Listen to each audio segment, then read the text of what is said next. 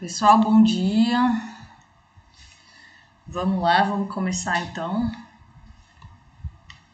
Hoje é a nossa última aula antes da prova, né? Eu queria combinar com vocês, eu vou falar um pouquinho sobre a aula de hoje rapidamente e depois eu queria deixar aberto para ver se vocês querem que falem de algum assunto da prova, se vocês querem que eu repita algum tema, tá? Então, eu vou falar hoje sobre o assunto que está no cronograma e depois eu vou deixar aberto caso vocês queiram que eu repita algum conteúdo, tá? Deixa eu colocar aqui os slides para vocês. Vocês já conseguiram estudar, gente? Como é que tá aí? Ainda vão estudar?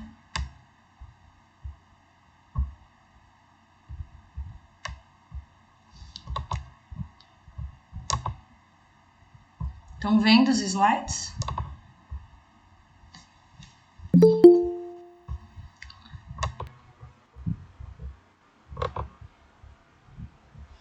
Sim, tá.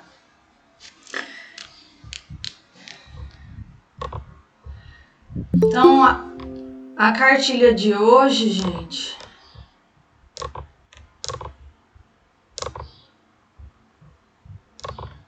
é sobre o Pacto pela Saúde. Quem conseguiu ler viu que é uma cartilha extensa, mas que eu vou falar de forma bem rápida, porque eu sei que ali vocês não vão usar tudo que está na cartilha, tá? Por isso que eu consegui dar uma enxugada, uma resumida aqui para falar o básico sobre o que é o Pacto pela Saúde. O Pacto pela Saúde ele é de 2006, tá, gente? Ele surge em 2006. E aí, como eu já falei para vocês, aliás, algumas coisas que estão aqui nessa cartilha do Pacto pela Saúde, a gente já viu nas outras aulas. O Pacto pela Saúde, ele surge, gente, na tentativa justamente de atender aquilo que estava como princípios e diretrizes do SUS. Então, quando o SUS ele foi pensado lá, que ele foi para a Constituição em 88 e que ele teve suas bases jurídicas em 1990, não se sabia ao certo como faria isso na prática. Então, os anos 90 foram anos mesmo de conhecimento do que seria o SUS. E além disso, gente, várias dificuldades foram enfrentadas na década de 90, porque os governos da década de 90 não colaboravam para que o SUS avançasse. Então, muita coisa ainda na prática não estava bem estabelecida, estava lá na Constituição, estava nas bases jurídicas, né, nas leis que regulamentam o SUS, mas na prática não se sabia ao certo como ia funcionar. Tá? Como é que ia garantir tudo aquilo que estava escrito na Constituição, tudo aquilo que estava escrito nas bases jurídicas do SUS. Então, o Pacto pela Saúde ele é de 2006 e ele veio justamente para conseguir atingir aquilo que ficou definido desde 88 na Constituição. Então, vamos lá. Ele tem uma relação com a descentralização, tá? Como a gente já viu lá no SUS, um dos princípios e diretrizes é a descentralização. O que é a descentralização? Então, a autonomia agora, ela vai sim para o município, mas entendendo que as 3 esferas de governo, os 3 gestores aqui, municipal, estadual e federal, eles vão ter sua colaboração em relação a colocar em prática aquilo que está lá no SUS, tá? Aquilo que está nas leis do SUS. Peraí, gente.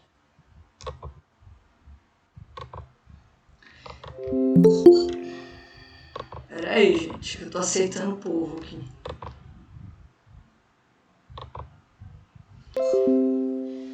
Então, tem uma relação com a descentralização. Como é que vai fazer isso? Vocês lembram que eu falei para vocês sobre a responsabilidade que seria, por exemplo, para os municípios que são um pouco maiores, como Barreiras, e para os municípios menores que não têm todos os serviços da rede? quem arcaria com esse financiamento, como é que isso aconteceria. Então, há uma descentralização, está lá nos princípios e diretrizes do SUS, mas como é que isso vai acontecer na prática? Quem vai se responsabilizar pela integralidade, tá? Por essa atenção integral à saúde aqui. Então, se o meu município não tem todos os serviços do SUS, eu preciso garantir isso de alguma forma, tá? Em parceria, fazendo pactuação, né? Tudo aquilo que eu já falei para vocês. E o Pacto pela Saúde, ele veio para delimitar melhor, para deixar isso de uma forma mais clara de como funcionaria. Então, sabe-se que lá na Constituição de 88, lá nos princípios e diretrizes do SUS, tem o princípio da descentralização, mas como é que isso vai acontecer na prática? O município atualmente é o principal responsável, entendendo que as 3 esferas de governo vão ser responsáveis. Mas e aí? Então, a ideia, a impressão que se tinha, principalmente na década de 90, que o SUS vivia um momento bem difícil, é que essa responsabilidade ela ficava sendo passada, né, de uma esfera de governo para outra. Então, como o governo do estado, anteriormente, antes do SUS, ele era o principal responsável, depois do SUS ele passa a não ser mais o principal responsável, então ele recebe uma verba, mas quem recebe a verba principal é o município, apesar de todas as esferas de governo terem que contribuir de alguma forma com esse financiamento. O governo do estado ele não quis se responsabilizar, ficou durante muito tempo tentando passar essa responsabilidade somente para o município. Os municípios, como a gente já viu, os municípios de pequeno porte, eles têm uma dificuldade para oferecer todos os serviços da rede, porque são municípios pequenos, eles não têm muitos serviços da média e da alta complexidade. E os municípios de um porte maior, eles vão justamente ter dificuldade de pactuar pelo financiamento, tá? Então, eles vão colaborar, mas e aí? E os custos? De quem vai ser? Né? Quem vai arcar com esses custos? Então, tem a relação com a descentralização, ela veio justamente para garantir que os municípios pudessem ter autonomia, mas ao mesmo tempo ela gerou esse outro problema, esse outro impasse, que e aí, quem vai se responsabilizar? Os municípios pequenos que não têm os serviços, como é que a gente vai fazer? E os municípios maiores, como é que a gente vai fazer com o financiamento? Então, gerou esse impasse. Tem a relação com a descentralização, e aí o Pacto pela Saúde, ele vem justamente para garantir, gente, que essa descentralização aconteça, tá? Que possa se pactuar, que os municípios, o Estado e o governo federal, que eles possam... Tô gravando, tá, gente? Sim, acabei de confirmar, tá gravando. Que os municípios possam se responsabilizar por isso, tá? Então, vem também com essa ideia de superação da fragmentação. O que seria essa superação da fragmentação, gente? Eu não posso ter um serviço que não esteja vinculado aos outros serviços. A gente também já viu isso, tá? Então, mesmo que o meu município não tenha um serviço de média ou alta complexidade, eu preciso garantir que ele esteja integrado a outros serviços, mesmo que em outro município, tá? Hoje, só para vocês, só para conhecimento mesmo, o SUS está trabalhando com a ideia de informação, de tecnologia da informação mesmo. Então, com aquela ideia de que tudo o que acontece com um paciente deve ser registrado para que todos os serviços tenham acesso, para que todos os profissionais tenham acesso, tá? Isso aí vai ajudar muito na superação da fragmentação, na continuidade do cuidado, tá? Nessa continuidade da atenção. Porque hoje, apesar de já ter avançado, o SUS sempre teve dificuldade em ter um registro para que todos os profissionais tivessem acesso, né? Então, por exemplo, um prontuário eletrônico que garantisse que o seu fulano, seu Antônio, ele passa aqui na unidade básica de saúde, aqui no bairro de Barreiras, mas que se ele for para a policlínica, se ele for para a HO, se ele for para um serviço lá em Salvador, que toda a rede tem acesso ao que está acontecendo com ele, tá? o que ele foi fazer em Salvador, o que aconteceu com ele lá em Salvador, por qual consulta ele passou, que medicação, que tratamento, que tipo de atenção e cuidado ele teve. Então vocês imaginem a dificuldade que para o SUS, para os serviços conseguirem garantir esse prontuário, esse conhecimento. Atualmente, gente, tem se trabalhado para melhorar essa informação, mas ainda não é uma realidade. Eu acredito que agora, a partir de agora, vai até caminhar melhor, vai caminhar a passos mais largos, tá? Mas ainda é uma dificuldade. Então, isso ajudaria também na superação da fragmentação. Mas essa pactuação que deve existir, que o Pacto pela Saúde vem trazendo lá desde 2006, foi justamente para ajudar que a pessoa tivesse uma continuidade no cuidado. Então, eu não posso falar para o paciente que a partir daqui ele não vai ter mais o cuidado porque não tem o serviço para ser oferecido. Porque o serviço vai ser oferecido lá em outro município e não está pactuado. O Pacto pela Saúde veio justamente para garantir isso, para garantir que o seu Antônio pudesse sair daqui, pudesse ir para Salvador fazer um tratamento, para que um outro paciente que vem de um município ainda menor pudesse ter os serviços garantidos aqui. Isso é a superação da fragmentação. Tá? Então, hoje, a própria Central de Regulação, ela faz esse trabalho garantindo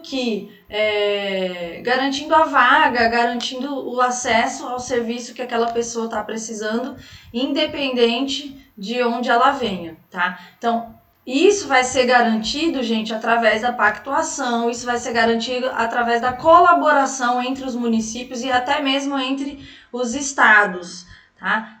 Como é que a gente... Lembra que a gente falou das regiões de saúde? Vocês lembram disso? Isso vai ser garantido através das regiões de saúde, tá? As regiões de saúde, elas vão levar em consideração as características dos municípios, a proximidade, mas também a cultura, o quanto aqueles municípios se parecem, e eles vão pactuar a partir disso, tá?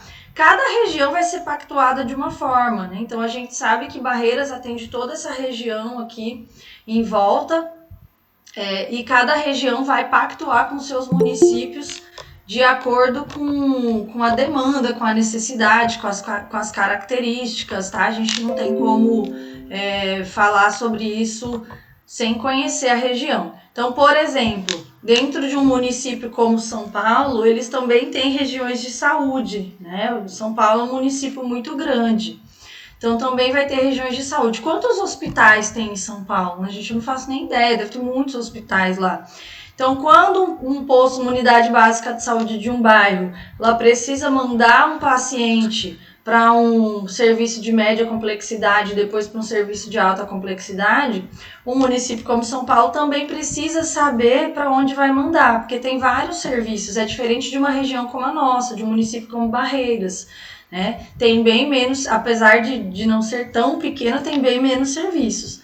Então, unidade básica de saúde, Salvador, por exemplo, vai mandar para qual serviço de média complexidade, para qual serviço de alta complexidade. Então, dentro desses municípios maiores, também tem regiões de saúde, tá? Isso também pode acontecer com os municípios, que também acontece na nossa região, com os municípios que não são do mesmo estado. Então, por exemplo, aqui a gente faz divisa com Piauí, né? Aqui eu acho que a principal referência é o Piauí. Então, esses municípios que estão na divisa, eles podem entrar na região de saúde, nessa região de saúde também que está Barreiras, tá? Então, não necessariamente vai se dividir pelo estado. A região de saúde ela vai a partir das características da região mesmo. Então, por isso que a gente não tem como saber quais são as regiões de saúde, a não ser que a gente faça uma pesquisa mesmo, né? Mas essas regiões de saúde, elas vão ser definidas a partir de características, a partir dessa pactuação e a partir da colaboração, gente, entre os gestores. Por isso, 3 gestores do SUS, tá? Não é uma responsabilidade somente do município. Então Barreiras vai ser responsável por toda a região. Não, nunca, não tem como, né? Barreiras vai ser sim responsável, vai colaborar para que outros municípios também possam utilizar dos serviços de média e alta complexidade daqui.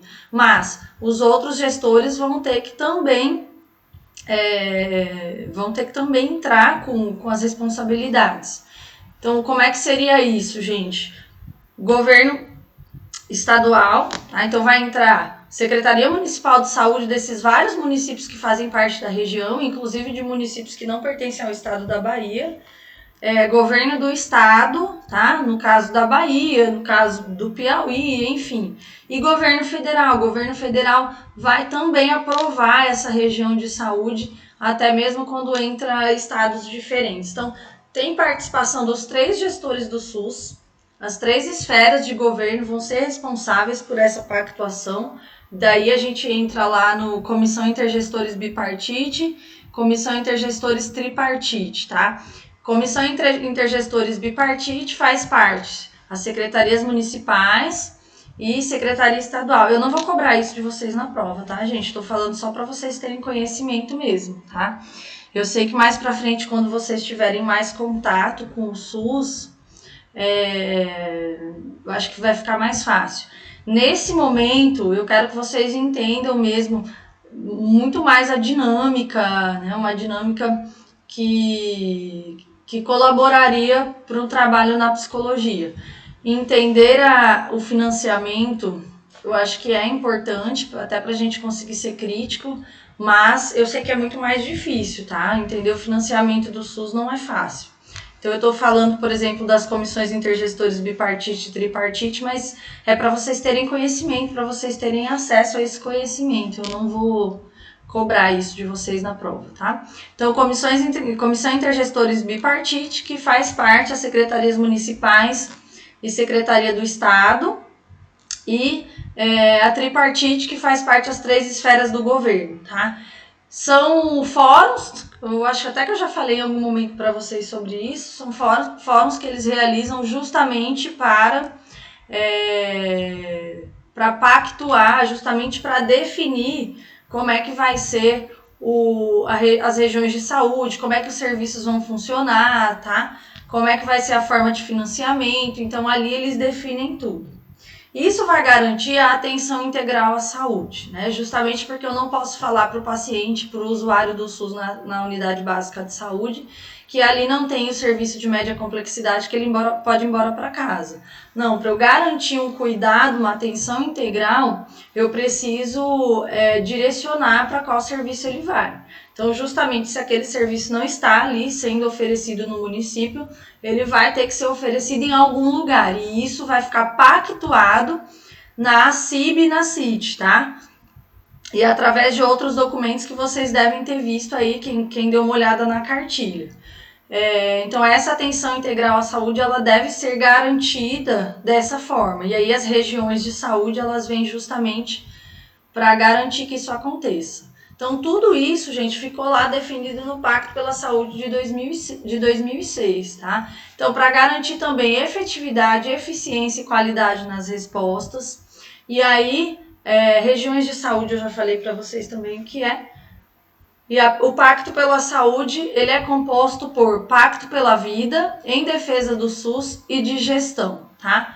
De uma maneira geral, o Pacto pela Vida, ele garantiu, através das principais demandas, gente, e isso aconteceu em conjunto, tá? Mas através das principais demandas no Brasil, eles priorizaram algumas demandas, aí vocês vão ver, tá? E a partir dessas demandas, hoje, gente, isso é de 2006, vocês vão perceber que hoje o cenário é outro, hoje mudou muito, tá? Por exemplo, morte materna, morte infantil e morte materna, isso diminuiu muito, tá? Foram várias situações que garantiram que essa melhoria acontecesse, e a partir do Pacto pela Saúde, acho que deu um pontapé aí para que realmente tivesse um olhar diferenciado. Então vocês vão perceber que o SUS, gente, ele está sempre tentando, historicamente, desde o início do SUS, tem muitos detalhes, porque ele está sempre tentando atingir, garantir que aquilo que está lá na Constituição e posteriormente nas bases jurídicas sejam alcançadas. Tá? Para que pacto pela saúde? Não está lá na Constituição que tem que ter descentralização, que tem que ter integralidade. Não é princípio? Sim.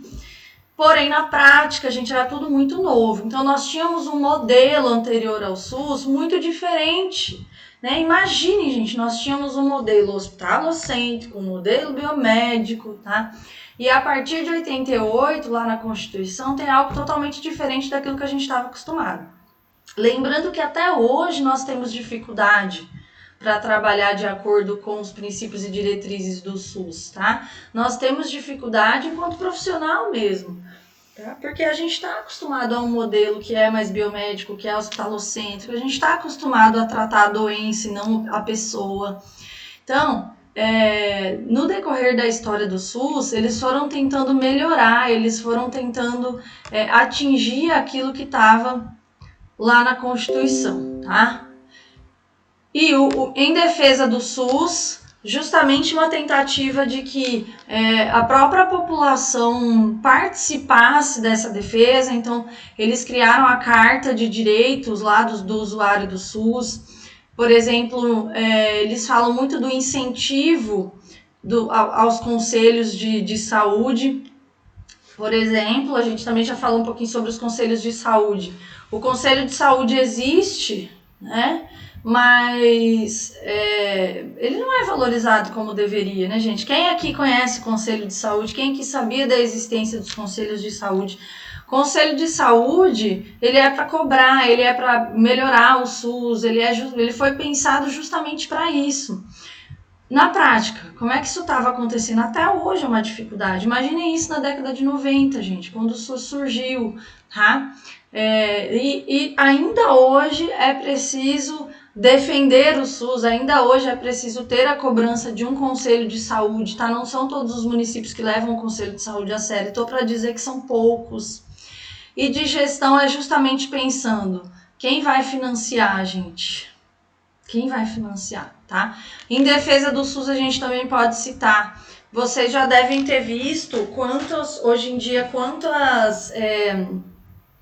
quantas especializações, quantas capacitações os profissionais que trabalham no SUS têm acesso, né? Talvez ainda não como a gente gostaria, mas eu mesmo sou fruto disso, né? Eu em 2011, 2012, eu fiz a especialização em saúde da família pela Fiocruz, que foi oferecida para os profissionais do SUS. Tá? E aí eu entrei, porque eu era na época profissional do SUS, e essa também já é uma característica de aprimoramento, de aperfeiçoamento. Então hoje a gente vê os mestrados, as especializações que são oferecidas. Eu fiz essa especialização pela Fiocruz e pela Universidade Federal de Mato Grosso do Sul, lá em Mato Grosso do Sul na época, de graça, não paguei nada, uma especialização maravilhosa que me ajudou muito e foi realmente muito importante para conseguir entender o SUS, né? E como eu já falei para vocês, eu vinha de uma formação muito tradicional, muito clínica, vi praticamente nada de políticas públicas, então foi algo que me ajudou muito, acho que foram 2 anos de especialização e eu fiz ao mesmo tempo do mestrado. Então ajudou muito. E isso veio também já depois do Pacto pela Saúde, tá? Então, o que é o Pacto pela Vida, gente? Então, eu vou falar para vocês do Pacto pela Vida, tá? Desses 3 aqui, Pacto pela Vida em defesa do SUS e de gestão. Esses slides que estão aqui, há uma forma resumida, eu vou falar o principal para vocês. Ele tá junto também daqueles slides do SUS. Vocês lembram que quando eu dei a aula do SUS, tinham alguns slides a mais e eu falei, a gente vai ter uma aula só para falar sobre isso. São aqueles slides, tá? Aqui ele tá enxuto, ele tá de uma forma resumida, justamente porque tem os pontos principais. A cartilha tem, acho que, 70 páginas, tá? Vocês vão ver que fala bem detalhadamente. Vocês podem dar uma olhada. A gente já viu boa parte disso. E aqui eu vou falar os pontos principais, que vocês precisam saber sobre o Pacto pela Saúde, tá aqui, tá? Então, o Pacto pela Vida, gente, deve traduzir-se no empenho dos gestores em assegurar os recursos necessários à busca de resultados sanitários em relação a um conjunto de prioridades. Então, eles priorizaram, como eu falei para vocês, algumas demandas em saúde, tá? Para ter como foco. Quais são essas demandas em saúde, gente? Implantar a Política Nacional de Saúde da Pessoa Idosa buscando atenção integral.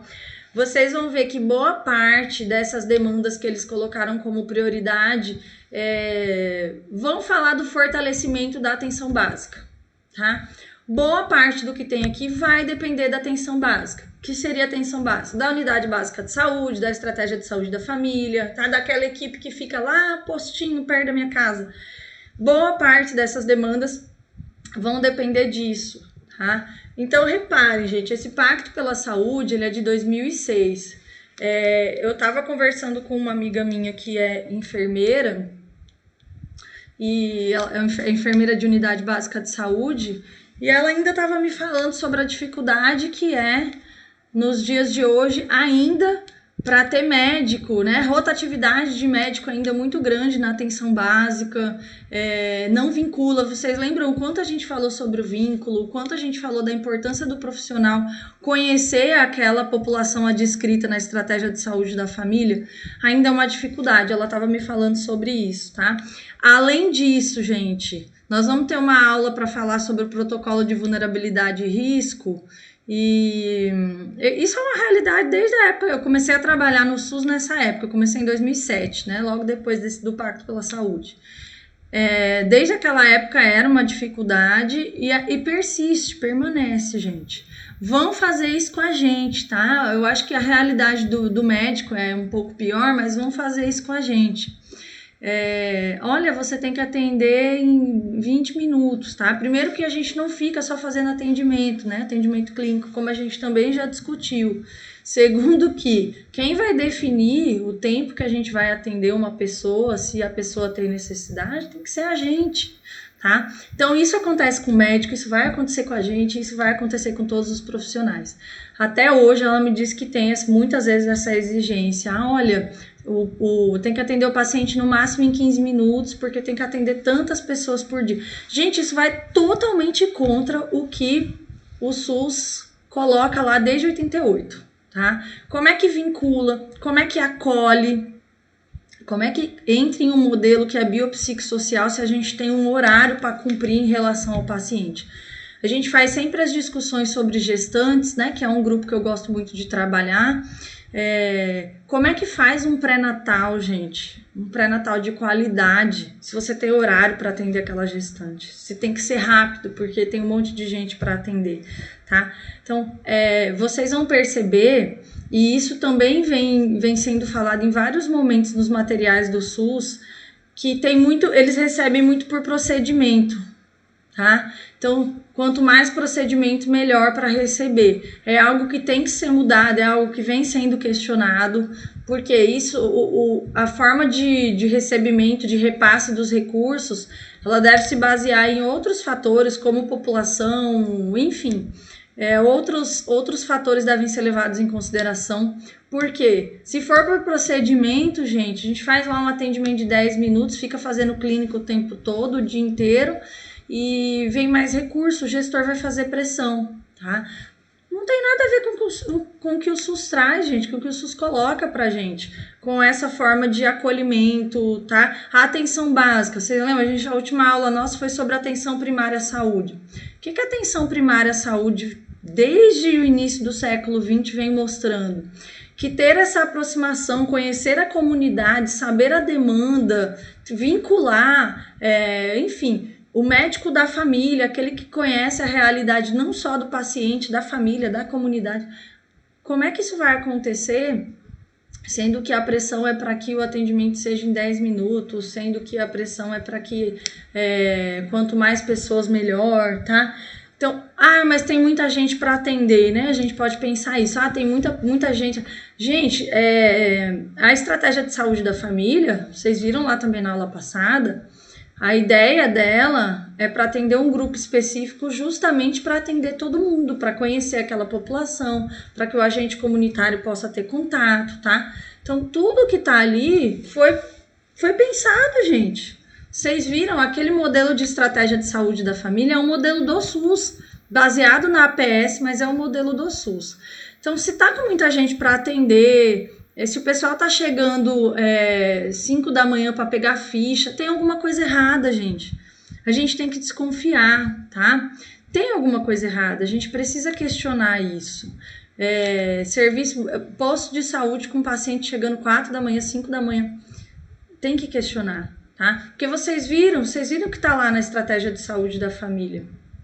Se a estratégia de saúde da família é para atender até 4.000 pessoas, muitas vezes não chega a 4.000 pessoas, o que está acontecendo? Em algum lugar está falhando. E aí a gente precisa identificar isso. Então, por exemplo, ter médicos ainda na atenção básica é uma dificuldade. Gente, sabe o que eu fico pensando? Nós estamos em Barreiras, né? É uma cidade distante de cidades maiores, mas vocês conseguem imaginar a dificuldade para esses municípios menores, né? Para esses municípios mais aí para o interior do Brasil, como deve ser mais complexa a situação, tá? Então, no Pacto pela Vida, gente, primeiro, implantar a Política Nacional de Saúde da Pessoa Idosa, buscando a atenção integral. Então, por exemplo, ter uma carteira do idoso, tá? Eles têm alguns pontos lá para investimento, para que garanta essa Política Nacional da Saúde da Pessoa Idosa, conhecer a Política Nacional da Saúde da Pessoa Idosa, então o próprio idoso conhecer a Política Nacional da Saúde da Pessoa Idosa, tá? Contribuir para a redução da mortalidade por câncer de colo de útero e de mama. Gente, o que é isso, né? Olha só, reduzir a mortalidade por câncer de colo de útero e de mama. Isso é prevenção, né? Principalmente o colo de útero, que você vai lá, faz o preventivo, a mulher vai lá, faz o preventivo no próprio posto de saúde próximo da casa dela, e aí ela consegue prevenir, se ela fizer todo ano, ela consegue prevenir o câncer de colo de útero. Tá? Deveria ser uma coisa muito simples, né? Mas foi colocado como prioridade lá no Pacto pela Saúde, gente, no Pacto pela Vida. Por quê? Justamente porque era uma demanda, tá? E o de mama também. Tanto é que hoje nós temos várias campanhas, podem reparar o quanto a gente fala mais desses assuntos que estão aí no Pacto pela Vida. Reduzir a mortalidade materna, infantil, neonatal e infantil por doença diarreica e por pneumonias, gente. E tem muito do social aí, tá? Infantil por doença diarreica, o que é isso, né? Olha só. E aí vocês vão perceber que dentro disso, dessa prioridade aí, tem vários outros aspectos que vão ser trabalhados. Por exemplo, gente, que eu acho até que a gente já falou sobre isso também. Hoje, o programa Bolsa Família, se a mulher está gestante, ela deve fazer o pré-natal para conseguir receber o benefício, tá? Isso não é uma ameaça, mas é uma condicionalidade. A gente vai ver, espero eu que a gente veja isso em outros momentos. Agora eu já não sei quando, mas a gente vai ver em outros momentos. Então, quantas mulheres não faziam o pré-natal antigamente, tá? Hoje ainda tem mulheres que não fazem o pré-natal? Tem, mas diminuiu demais, tá? Diminuiu muito. Então, qual é o impacto disso na saúde? Poxa, a mulher vai lá fazer o pré-natal desde o início, gente. Ela recebe orientação, ela se vincula ao posto, tá? Depois ela vai ter mais facilidade para as vacinas, porque ela já está no processo. Isso continua sendo uma condicionalidade para ela. Então facilita muito. O que não existia antes. Foi só o Bolsa Família? Não, eu tô dando um exemplo, tá? Tô dando só um exemplo do que pode ser isso.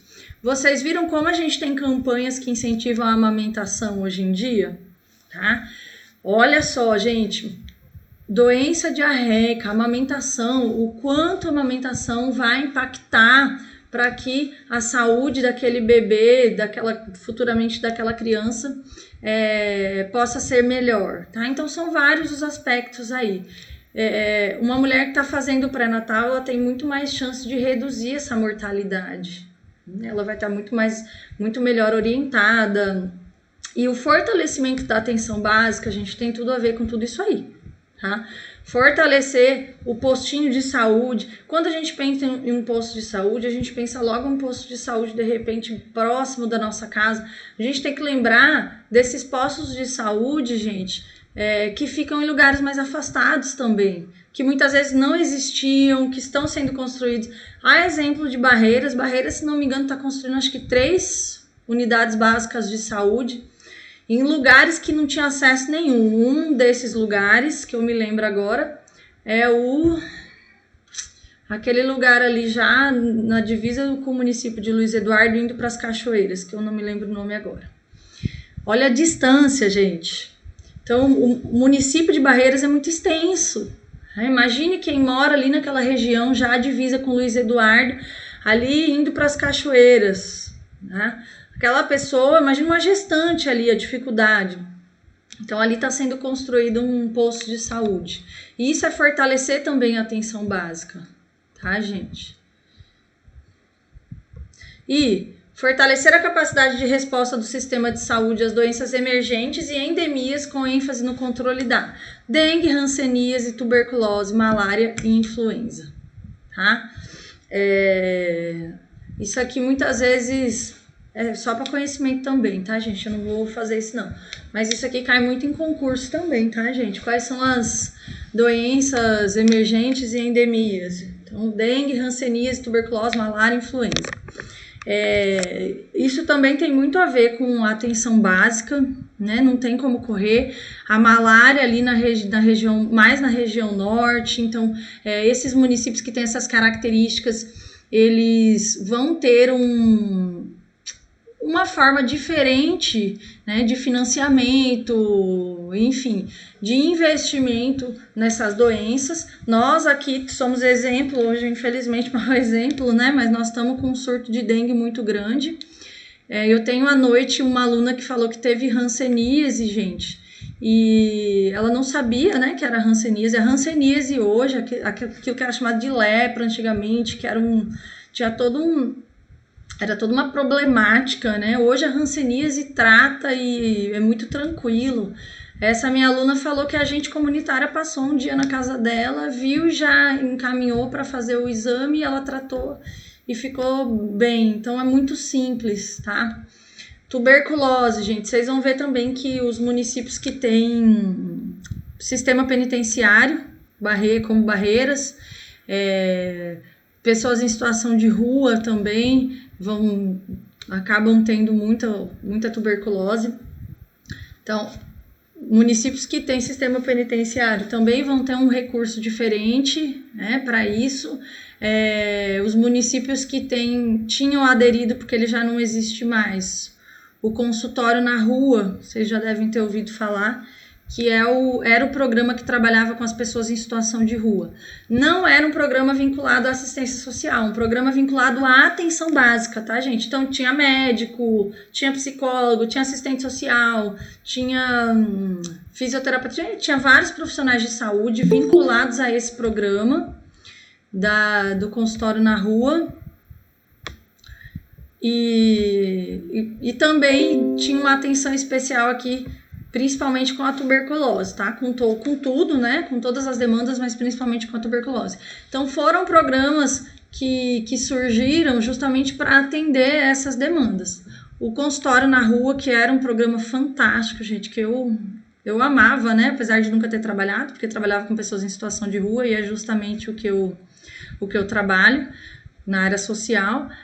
Ele acabou, né, como eu falei para vocês, junto com o NASF, acabou naquela pancada lá, que o governo federal não achou necessário, então não existe mais.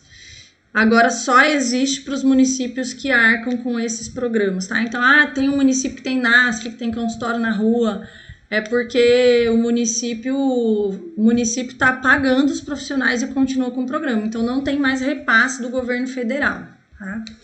NASF e consultório na rua foram 2 que acabaram. Tem vários outros.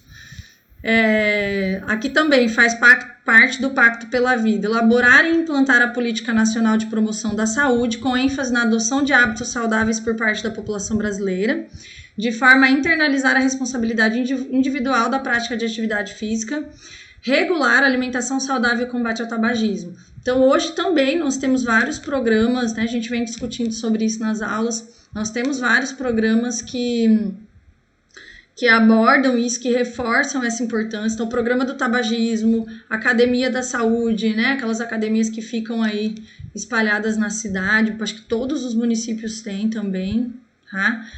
Hoje se fala muito nisso, tem um incentivo para tudo isso. Inclusive, vocês já devem ter visto que as minhas estagiárias de psicologia da saúde estão trabalhando com o programa do tabagismo, que é super legal. E a gente conseguiu inovar, depois da pandemia, aí a gente conseguiu inovar e colocar de forma remota o programa. Então, é bem legal. Mas o programa do tabagismo faz parte de um programa do Ministério da Saúde. A gente só adaptou, a gente tentou reinventar, porque o ano passado nós ficamos uma boa parte, praticamente o ano inteiro, sem poder ir para estágio, né, ir a campo. A gente podia ficar só nas atividades remotas. E aí deu super certo, foi muito legal. Não sei se vocês conhecem, já viram. Dádia, Rosana e Giovana foram minhas estagiárias do ano passado e elas... eu dei a ideia e elas fizeram esse trabalho, né? Elas faziam um grupo, do mesmo jeito que a gente está aqui, né? Mas com bem menos pessoas e baseada nas técnicas da terapia cognitivo-comportamental, elas... faziam o programa do tabagismo. Foi muito legal, muito bacana, e esse ano as meninas estão no remoto e no presencial. Então elas estão indo elas estão num serviço aqui de saúde, mas elas também estão com o grupo do tabagismo, né? Estão iniciando agora o grupo do tabagismo. Muito legal, quem tiver interesse aí nessas áreas já está convidado. Consolidar e qualificar a estratégia da saúde da família como modelo de atenção básica à saúde, como centro ordenador das redes de atenção à saúde do SUS. Então, é um fortalecimento que a gente já sabe, né? Se o SUS tem um modelo baseado na APS, criou a estratégia de saúde da família como forma de reorientar mesmo o modelo assistencial em saúde, fortalecer a atenção básica, fortalecer a ESF é o que tem para o momento. A gente sabe o quanto é importante, né? Depois, o Pacto em Defesa do SUS, gente, propõe a repolitização da saúde, a mobilização da sociedade, da defesa do direito à saúde e a efetivação do SUS como política de Estado, com garantia do financiamento público suficiente. Aqui é isso, né? Ficava lá, quem vai financiar, joga para cá, joga para lá. A tentativa era disso, tá? Mas lá no Pacto... Aqui no Pacto de Gestão, eles vão falar mais propriamente dito sobre esse financiamento. Na verdade, o Pacto em Defesa do SUS, ele fala de um financiamento público suficiente, mas ele fala justamente do cidadão cobrar, tá? É uma repolitização, mobilização da sociedade, da defesa do direito à saúde. Então, lá atrás... a população foi para as ruas, né, no movimento da reforma sanitária, a população foi para as ruas para propor o SUS. Então, é como se no Pacto pela Saúde eles quisessem mostrar que a população precisa agora cobrar a efetivação do SUS, né? Por exemplo, esse financiamento público suficiente, gente, quem vai cobrar esse financiamento público? A população. Isso vai acontecer através dos conselhos, através das conferências, através da informação. Então, as pessoas elas precisam estar bem informadas para conseguir cobrar, tá? O que nós temos hoje? Ainda hoje, isso é de 2006, nós temos ainda hoje. A maioria das pessoas não conhecem o que é realmente o funcionamento do SUS, como cobrar esses direitos, né? A maioria das pessoas não sabem isso. E isso tem muito a ver com a gente, tá? Tem muito a ver com o profissional, que precisa mostrar justamente para a população que é direito, né? Como cobrar, como melhorar, a gente precisa mostrar isso também. Então, o financiamento público suficiente tem a ver, sim, com a responsabilidade das 3 esferas do governo, mas que vai falar daqui a pouco, mas tem mais a ver nesse momento com a população. Isso é repolitização, tá? Repolitização por quê, gente? Parecia que lá na década de 80... Final da década de 70, início da década de 80, quando as pessoas foram... Início não, durante toda a década de 80 que as pessoas foram para as ruas, foram cobrar, né, no movimento da reforma sanitária, foram cobrar não só pela saúde, mas cobrar por uma redemocratização, volta da democracia, fim da ditadura militar, as pessoas estavam politizadas, né? As pessoas estavam indo para defender os seus direitos. E aí, depois que o SUS foi conquistado, depois que o SUS passou a fazer parte da realidade, as pessoas esqueceram de cobrar, as pessoas, é como se aquele direito estivesse garantido e tá tudo certo. Hoje nós estamos ainda falando de uma repolitização, nós estamos mais do que nunca falando em uma repolitização, né, gente? O SUS, cada dia que passa, ele vai um pouco por água abaixo, nós estamos aí na defesa do SUS. Eu acho que hoje vocês, apesar da gente estar na metade da disciplina, acho que hoje vocês já conseguem ter uma visão, uma dimensão do que é o SUS, do quanto ele é importante e que o SUS é para todo mundo, gente. O SUS não é, eu não vou usar o SUS porque eu vou tirar a vaga de alguém. O SUS é para todo mundo, o financiamento do SUS ele deve ser para todo mundo, tá? Mas o SUS está indo por água abaixo. Eu acho que mais do que nunca, apesar de ser de 2006, nós estamos ainda falando numa repolitização. Então as pessoas elas deixaram de ser politizadas. Parece que o SUS está lá garantido na Constituição de 88, né, com as bases jurídicas em 90, que a gente não precisa fazer mais nada. Aqui no Brasil, especialmente, gente, se a gente não defender, se a gente não for para a luta, a gente perde os direitos que já estão garantidos. Prova disso são os direitos trabalhistas, né? Cada dia que passa, a gente perde um pouquinho mais. O SUS, cada dia que passa, a gente perde um pouquinho mais, tá? Não vamos longe. Nós, enquanto mulheres, se a gente não continuar na luta, o pouco de direito que a gente tem, a gente também perde, tá? Então, é assim, depois que a gente conquista um direito, infelizmente, aqui no Brasil tem essa característica. A gente conquista e a gente precisa lutar para que a gente não perca. Tá? Mais do que nunca nós estamos falando nessa repolitização. Há um movimento neoliberal muito grande hoje no Brasil, que quer sim um desmonte das políticas públicas, que quer sim acabar com a responsabilidade do Estado em relação a um bem-estar social, tá? Lembra que a gente viu, vou aproveitar já para rever isso, lembra que a gente viu a proteção social no Brasil como funciona, que é saúde, assistência social e previdência social, o tripé da seguridade, lembra que a gente viu isso? Tirando a previdência, que é contributiva, que só quem vai receber são os trabalhadores ou pessoas que contribuíram, o Estado, gente, ele cada vez mais ele quer se desresponsabilizar pela assistência social e pela saúde. Tá? Então, eles defendem que o Estado não tem condição de arcar com esses gastos. E aí a gente vale lembrar o tanto de impostos que o brasileiro paga, o brasileiro campeão, né, de pagamento de impostos. Mas o Estado ele quer dizer que ele não pode se responsabilizar por esse gasto. Então, é um movimento neoliberal. Tá? Esse movimento neoliberal, quando o Estado ele se coloca numa não responsabilidade por esses direitos que estão garantidos já na Constituição, mas que se a gente não lutar, a gente acaba perdendo. Por quê? Mas está lá na Constituição, a gente não vai perder. Gente, um SUS sem investimento vai virar o quê? Vai virar um sistema único de saúde, aí sim, tá? Já não tá fácil. Aí sim ele vira um sistema único de saúde para as pessoas em condição de extrema pobreza, para as pessoas que estão em condição de vulnerabilidade social, ou seja, aquela pessoa que ela não pode pagar de jeito nenhum, ela vai usar o SUS, tá? Então, hoje a gente sabe que com todas as dificuldades, quem já usou o SUS sabe como é. Com todas as dificuldades, a gente tem acesso a ele, a gente consegue acessar os serviços do SUS. Mas a tentativa é que o SUS não acabe, ele vire um sistema de saúde para aquelas pessoas que realmente não conseguem pagar mais nada, tá? Nisso, a gente fortalece a iniciativa privada, que esse é o movimento hoje, é isso que se quer, tá? Fortalece a iniciativa privada, enriquece os grupos privados, enquanto o SUS fica para realmente aquelas pessoas que não têm condição nenhuma de pagar. Por quê? Porque tá tão precarizado, tão ruim, tá? Que não consegue oferecer nada.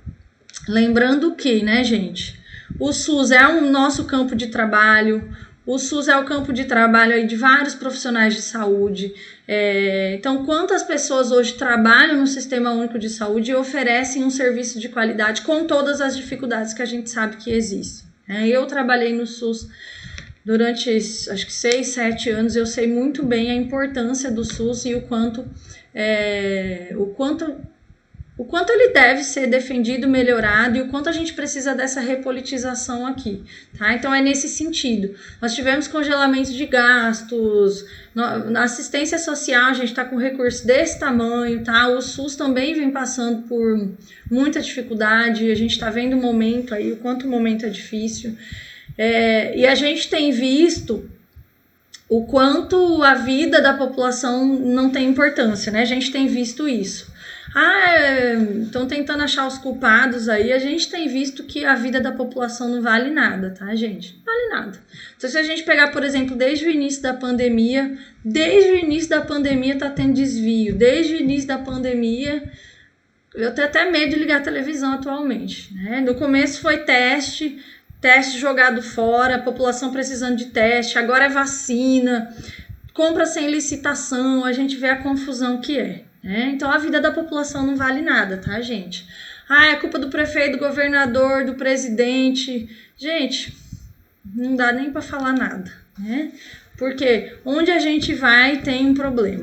Onde a gente vai, a gente vê que a vida da população não vale nada. Então essa é a repolitização, né? A gente precisa voltar a questionar como foi questionado lá na década de 80, como as pessoas conseguiram se organizar para cobrar, tá? A gente perdeu isso, a população perdeu muito isso. Então, isso é de 2006, nós estamos em 2021 e mais do que nunca a gente precisa falar nessa repolitização. Para isso, se propõe alcançar a regulamentação da emenda 29. A emenda 29 é aquela que direcionava os gastos, né? 15% do município, 12% do estado, e o incremento dos recursos orçamentários para o setor com a aprovação de orçamento integrado do SUS e definição de responsabilidades das 3 esferas de gestão. Tá? O que cada esfera de governo vai colaborar. Insere-se ainda nesse eixo a elaboração e divulgação da Carta dos Direitos dos Usuários do SUS. Essa é uma carta que foi elaborada e divulgada, se vocês quiserem entrar na internet, ela está disponível, justamente falando desses direitos dos usuários do SUS. Quem quiser ver, está disponível. E o Pacto de Gestão, que se propõe a introduzir inovações nas relações intergovernamentais no SUS, produzindo uma reforma na institucionalidade vigente, tendo em vista superar os entraves que se acumularam no processo de descentralização. Aí, mais do que nunca, eles reforçam, tá? Vocês vão ver que lá na cartilha fala muito sobre isso, sobre a importância de definir essa pactuação, tá? Tem os documentos lá, PDI, eu não vou entrar nesses detalhes.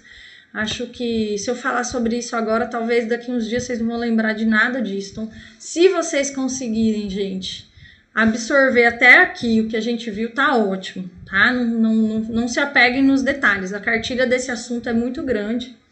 Eu não vejo como algo necessário nesse momento. Depois, quem for trabalhar no SUS vai destrinchar todas as cartilhas. Aí vocês podem olhar tudo de novo, tá? O do Pacto pela Saúde, gente, de 2006, o que tem de mais importante está aqui, tá? Se vocês conseguirem entender, nesse último, no Pacto de Gestão, é justamente sobre essa responsabilidade intergovernamental. Como é que vai ser o repasse? Passa de fundo a fundo, do governo federal para o governo estadual, para o governo municipal. De quem é a responsabilidade, tá? Então, isso teve muito do responsabilizar as 3 esferas de governo, né? Porque olha o que ele fala aqui: superar os entraves que se acumularam no processo de descentralização. Beleza, descentralizou, o município agora é o principal responsável, mas calma, o município não consegue arcar tudo sozinho, né? Como é que vai ser isso? Então, qual é a responsabilidade do governo estadual, do governo federal? Todo mundo tem responsabilidade. A descentralização é no sentido de que a demanda ela é mais conhecida pelo município, até mesmo para definir as regiões de saúde, os municípios vão ter mais conhecimento para fazer isso. Quem conhece realmente é o município. Então, a exemplo do estado da Bahia, olha o tamanho do estado da Bahia, né? Nós estamos muito longe da capital, por exemplo, né? A capital não pode ser a única referência para a gente. Então, as regiões de saúde, elas vão ser formadas especialmente nesse processo de descentralização aí, né?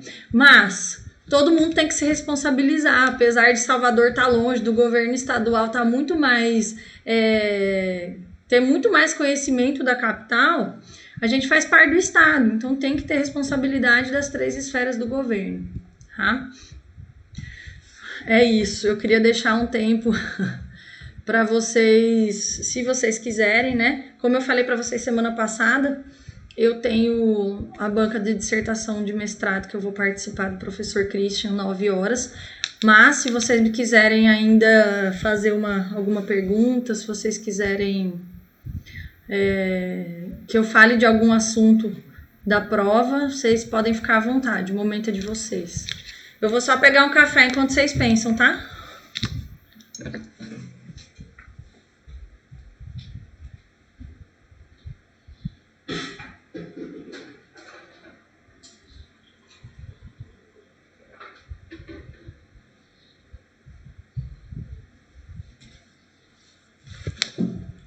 Pronto. E aí, vocês querem que eu fale de algum assunto? Acho que hoje eu até falei, né, de alguns assuntos que a gente já viu, mas se vocês quiserem que eu fale de alguma coisa, podem ficar à vontade.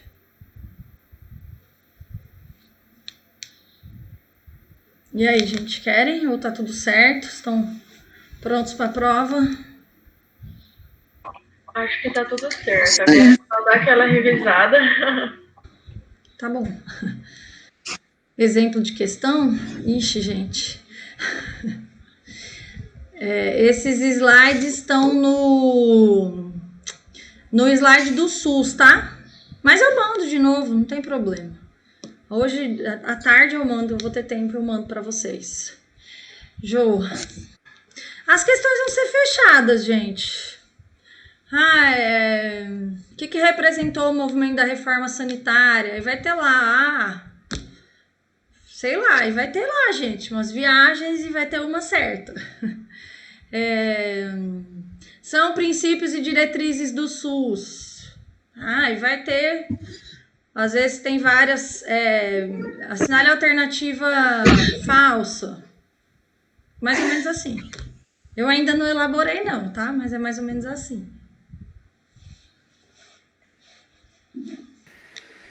Professora, bom dia. Bom dia.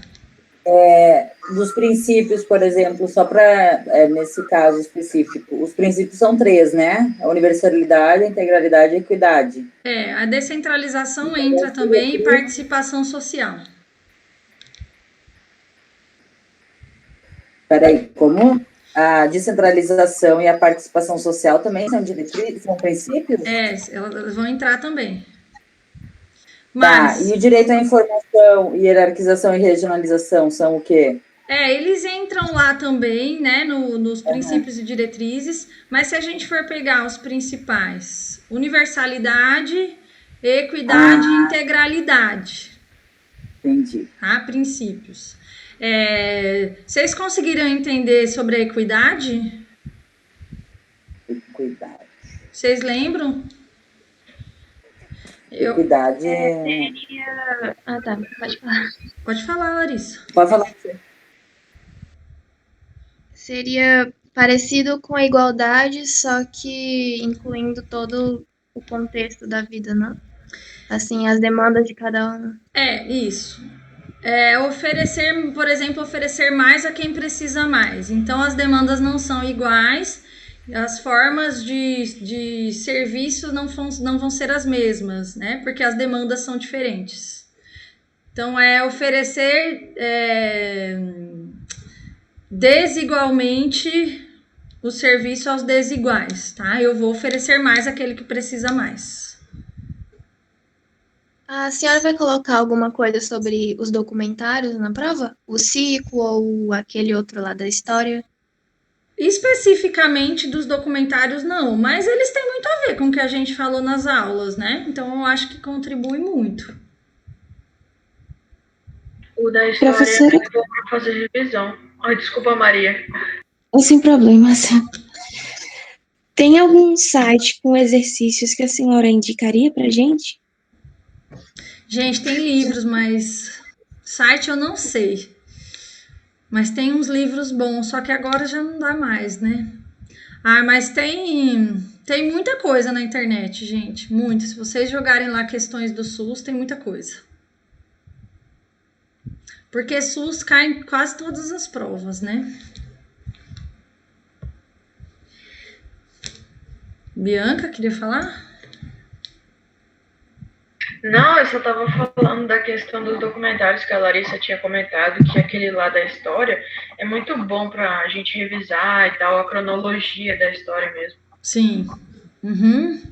Eu também acho ele ótimo, acho que vale a pena assistir. Depois das provas eu vou passar um outro para vocês, né, que não tem tudo a ver com saúde coletiva, mas tem alguma coisa a ver. Não vou passar agora porque vocês estão envolvidos com a prova. Mas vocês me lembrem de eu passar um outro documentário, eu deixo até no AVEF para vocês assistirem. Porque como vocês não vão ter a disciplina de políticas públicas, eu vou ter que aproveitar para ir passando algumas coisas para vocês, já para introduzir alguns assuntos. Aí depois vocês me lembram, eu coloco lá para vocês. Tem mais alguma coisa? Alguém que perguntou aí do site, eu vi um site chamado Que Concursos, e aí você coloca lá saúde pública e políticas públicas de planejamento e gestão de saúde pública, que vai aparecer um monte de questão. Aí tem muita coisa do que a gente viu, né? Aham.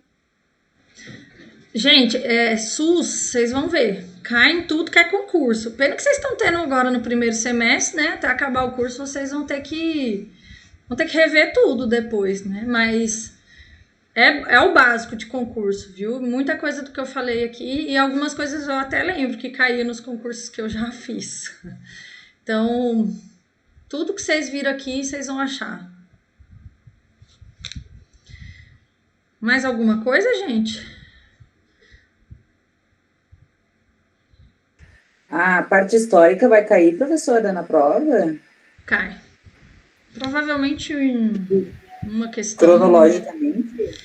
Assim, Ai, gente, eu não sou muito de ficar nos detalhes, né? Até porque, como vocês vão fazer a prova online, vocês também vão ter acesso ao material, né? Então, eu acho que vai ser tranquilo. Mas façam o seguinte, gente. Façam a prova sem consulta. Depois vocês fizerem a prova, aí vocês vejam. Mas façam para vocês testarem mesmo o conhecimento de vocês, né? Como é que vocês estão. Aí depois que vocês fizerem, vocês vão lá, antes, se vocês quiserem dar uma olhada, porque eu sei que vocês vão olhar, não tem jeito, né? Mas testem os conhecimentos de vocês. Importante. vão ser 10? São 9 questões. E aí um ponto vai ser da participação, tá? Tá. Jóia. Gente, se vocês tiverem alguma dúvida, vocês têm meu telefone, vocês têm meu WhatsApp. Vocês podem me procurar, tá? Provavelmente na segunda também eu fico online, né? Vou ficar aí. Mas acho que não vai ter problema, não. De qualquer forma, eu vou estar online, se vocês tiverem alguma dúvida. Mas no decorrer da semana também vocês podem me procurar. Já, gente, a prova já é segunda que vem, né? Ou eu tô enganada? Não, é semana que vem já. E vai ser às 8 horas da manhã ou 7h30, professora? Eu vou abrir 7h30, que é o horário mesmo, né, da disciplina. E aí fica até, acho que é 10 e pouca que acaba a aula, né? E é na plataforma da faculdade? No AVEF. Lá onde vocês entram, ali vai estar a prova disponível. Onde vocês entram para pegar o link, o material, vai estar ali. Gente, outra coisa. Só para reforçar. Vocês estão lembrando que depois da prova, na outra semana, a gente começa às 9, porque aí eu tenho tutoria no 5º semestre. Que eu não quis mudar no horário, mas falei com o Christian que eu combinaria com vocês. Aí a gente vai começar às 9 e vai até um pouquinho mais tarde. Mas aí também vocês podem dormir até um pouquinho mais tarde, tá bom? Vocês estão lembrando disso? Eu não vou dormir, né? Que eu vou dar tutoria. Mas vocês podem dormir até um pouquinho mais tarde. Aí a gente começa às 9 horas. Não esqueçam, tá bom? Depois da prova já... Na outra segunda já inicia 9 horas. Certo? Jô, estão em semana de prova aí na sua casa também? As crianças? Na minha, não. Não, meu filho é pequeno ainda, não faz prova, professora. Nossa, Só então você tá no 3 céu. aula online. Deus me livre, mas essa aula online, olha, eu disse, me dá 3 faculdades, uma em cada turno, não me dá uma aula online para criança pequena. O meu acabou a prova aqui, tá me rodeando para eu ir lá ver se deu tudo certo. São várias funções ao mesmo tempo, né, Josi? É isso a vida. Ai. Não, e saio daqui, vou correndo, abrir o computador para ele, tá doido. Eu fico assim também. Hoje a aula começou às 7h30, eu não consegui tomar café porque eu acordei atrasada. Mas faz parte. E o meu não para quieto na frente do computador, daí tem que ficar insistindo. É uma confusão que olha. E às vezes não eu vejo a fico hora. com dó. Eu fico com dó até de insistir, porque é difícil mesmo, né? Exatamente. Daí aquele conflito interno de mãe e sabe que tem que ficar, aí a criança tem que ficar ali e ao mesmo tempo tu fica com pena. Eu tenho isso também. Ai, gente. Mas uma hora acaba. A esperança é essa, né? Uma hora acaba. Uma hora acaba. Inclusive pra gente. Exato. Não vejo a hora de ver vocês. De ver pessoalmente, né? Gente, então tá. Desde já, boa prova. Se vocês tiverem alguma questão, alguma dúvida, vocês podem me procurar, tá bom? Mas. Tá joia, obrigada. Boa prova, bons estudos. Até semana que vem, então. Qualquer coisa, me mandem mensagem, tá? Abraço. Tchau, tchau. Beijos, tchau, gente. Beijo. Até semana que vem. Até. Boa semana aí pra vocês.